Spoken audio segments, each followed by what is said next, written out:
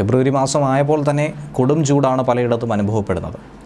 ഇടയ്ക്കിടയ്ക്ക് അനുഗ്രഹമെന്ന പോലെ ചിലയിടത്ത് മഴ പെയ്യാറുണ്ട്, ചില സമയത്ത് കാലാവസ്ഥ നേരെ മാറി മറിയാറുമുണ്ട്.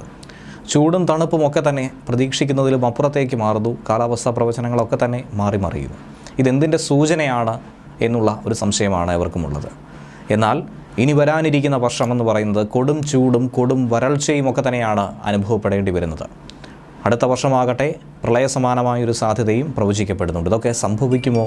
ഇങ്ങനെയൊക്കെ നടന്നാൽ എന്താകും കേരളത്തിൻ്റെ അവസ്ഥ എന്നുള്ള ഒരു ആകുലത തന്നെയാണ് ഏവരും പങ്കുവയ്ക്കുന്നത്. നിലവിൽ ചില പഠനങ്ങളെ ഉദ്ധരിച്ച് തന്നെയാണ് ഇങ്ങനെയുള്ള റിപ്പോർട്ട് പുറത്തു വരുന്നത്. ഇത്തവണത്തേതെന്ന് പറയുന്നത് കഴിഞ്ഞ 4 വർഷത്തെ കാലാവസ്ഥ നിരക്കൊന്ന് അവലോകനം ചെയ്യുമ്പോൾ വേനൽ മഴ വളരെയധികം കുറവുള്ളത് തന്നെയാണ്. അതുകൊണ്ട് അതിരൂക്ഷമായ വരൾച്ച ഇത്തവണ അനുഭവിക്കേണ്ടി വരും, അഭിമുഖീകരിക്കേണ്ടി വരും. അതിനെ കരുതിയിരിക്കുക എന്നുള്ള മുന്നറിയിപ്പാണ് ഈ ഘട്ടത്തിൽ എല്ലാവർക്കും നൽകുന്നത്. ഇപ്പോൾ തന്നെ പലയിടത്തും കഠിനമായ വരൾച്ചയുടെ മുന്നറിയിപ്പ് ലഭിച്ചു കഴിഞ്ഞിരിക്കുന്നു. പല കിണറുകളിലും വെള്ളമില്ലാത്തൊരവസ്ഥയിലേക്ക് കാര്യങ്ങൾ പോയിക്കൊണ്ടിരിക്കുകയാണ്. അതുകൊണ്ട് തന്നെ പരിസ്ഥിതി പ്രവർത്തകർ വലിയ മുന്നറിയിപ്പാണ് ഈ ഘട്ടത്തിൽ നൽകുന്നത്. പരിസ്ഥിതി ശോഷണം, കാലാവസ്ഥാ ശോഷണം ഒക്കെ തന്നെ ഇതിന് കാരണമായി മാറുന്നുണ്ട്. കഴിഞ്ഞ വർഷം 9 മാസം വരെയാണ് മഴ കിട്ടിയത്.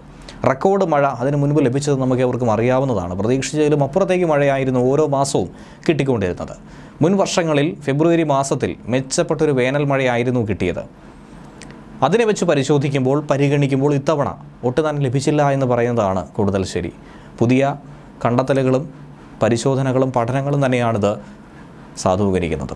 ഇത്തവണ ഇതുവരെ വേനൽ മഴ പെയ്തതിനെ അളന്നെടുക്കാൻ പോലും കഴിയാത്ത അത്ര കുറവായിരുന്നു എന്നുള്ളതാണ് യാഥാർത്ഥ്യം.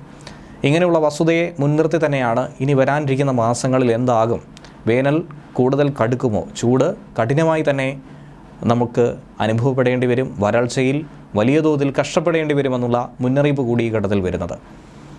ഒറ്റപ്പെട്ട് പെയ്ത വേനൽ മഴയാകട്ടെ മണ്ണിൽ പതിച്ച് താഴേക്ക് ഇറങ്ങും മുൻപ് തന്നെ കഠിനമായ ചൂട് ആഞ്ഞടിച്ചതോടെ അതൊക്കെ തന്നെ ആവിയായി തിരികെ പോവുകയാണ് ചെയ്തത്.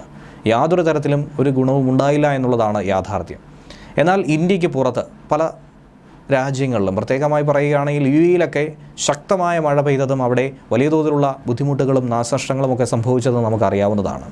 UAE-യിലെ പല ഭാഗങ്ങളിലും അതിശക്തമായ മഴയാണ് പെയ്തത്. ഇന്ത്യൻ ഉപഭൂഖണ്ഡത്തിലേക്ക് ആ മഴ എത്താത്തതും ഏവരെയും അമ്പരപ്പിച്ചിരുന്നു. അതൊരു വരൾച്ചയുടെ ലക്ഷണം തന്നെയാണെന്നാണ് കാലാവസ്ഥാ നിരീക്ഷകർ ഈ ഘട്ടത്തിൽ തുറന്നു പറയുന്നത്.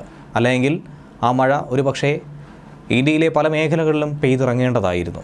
എൽനിനോ പ്രതിഭാസം എന്നത് എല്ലാ തവണയും നമ്മൾ എടുത്തു പറയുന്ന ഒരു വിഷയം തന്നെയാണ്. ഇത്തവണയും എൽനിനോ പ്രതിഭാസം കാരണം കാലാവസ്ഥയിൽ വൈരുദ്ധ്യം സംഭവിച്ചു.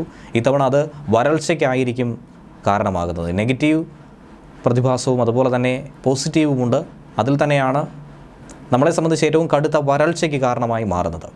ഇനി തൊട്ടടുത്ത വർഷത്തെ കാര്യങ്ങൾ പരിശോധിക്കുകയാണെങ്കിൽ ഇതിന് ഓപ്പോസിറ്റ് എന്ന രീതിയിൽ തന്നെ ആയിരിക്കും ഇതൊക്കെ നടക്കാൻ പോകുന്നത്. കടുത്ത മഴ പെയ്യുകയും വലിയ തോതിലുള്ള ഒരു പ്രളയ സാധ്യതയും അടുത്ത വർഷം മുന്നിൽ കാണുന്നുവെന്നാണ് വിദഗ്ധർ പറയുന്നത്. ഈ സീസണിൽ മത്സ്യസമ്പത്തിനെ വളരെ മോശകരമായി തന്നെ ഇത് ബാധിക്കാൻ സാധ്യത കൂടുതലാണെന്നും പരിസ്ഥിതി വിദഗ്ധരും വ്യക്തമാക്കുന്നുണ്ട്. അതിനുള്ള കാരണവുമൊക്കെ അവർ വ്യക്തമായി തന്നെ പറയുന്നുണ്ട്.